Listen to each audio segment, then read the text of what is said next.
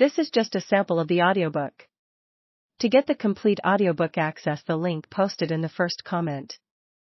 For some years, heavy taxes, rising prices, and the rapacity of landowners, old and new, had generated widespread popular discontent, particularly among the peasantry. Brigandage was one symptom of this rural unrest, fueled by desertions from the army. Opposition was also growing among sections of the middle classes, and was evident in the formation of secret societies and sects. Catholic associations such as Christian Amity in Piedmont and the Calderari in Calabria and Apulia invoked the reactionary tradition of Cardinal Ruffo in Naples, and sought to stir up peasant revolts in the name of the Church, while liberal secret societies, often made up of former Jacobins disenchanted with the social conservatism of the Napoleonic regime, conspired to create a more egalitarian order. Among the best-known of these was the Carbonaria, whose chief stronghold was in the mainland south. These opposition forces were too divided, however, to play a major role in the overthrow of the Napoleonic governments. Nor, unlike in Germany and Spain, did they operate under a nationalist banner. Some members of the liberal sects certainly spoke of the Italian nation, but their main goal was more the downfall of Napoleon than the setting up of a unified state. The only really serious calls for a national revolt came from the British and Austrians, for reasons of self-interest, and from the King of Naples, Joachim Murat. In March 1815, after Napoleon's escape from Elba, Murat attempted to rally liberals throughout the peninsula, appealing to them to rise up in the name of Italy and expel the British and Austrians. Was it in vain that nature formed the Alps as your defence, and gave you the even greater barrier afforded by differences of language, customs, and character? No. Away with foreign domination! His appeal went largely unheeded, and a few weeks later he was defeated at the Battle of Tolentino. The success of the Austrian armies in Italy in 1814–15 led to the swift restoration of the deposed rulers. Victor Emmanuel I returned to Turin, Ferdinand III to Florence, and the Pope to Rome.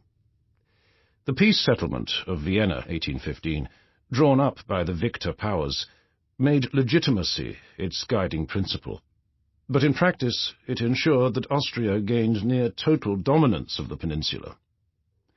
Lombardy and Venice came under direct rule from Vienna.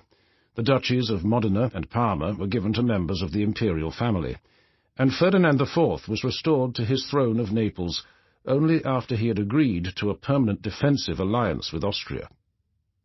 The one more or less independent state in Italy was Piedmont, whose strategic importance as a buffer between France and Austria enabled it to recover Nice and Savoy, and also to annex the Republic of Genoa.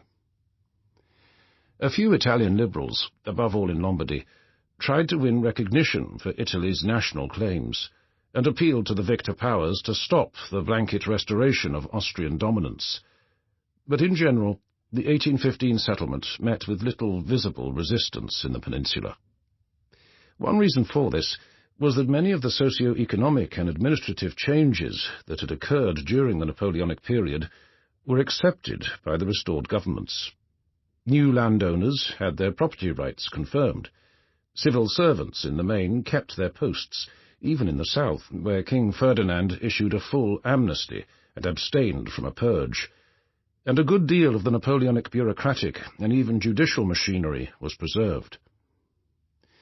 In Lombardy-Venetia, the Austrians tried to prevent any local dissatisfaction at foreign rule through efficient government, and theirs was certainly the most effective and least corrupt administration in Italy.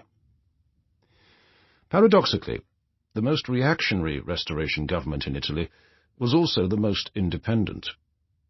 From the moment Victor Emmanuel of Piedmont Sardinia re-entered Turin, pointedly sporting an Ancien Régime peruke and pigtail, he made clear his determination to put the clock back to before 1789.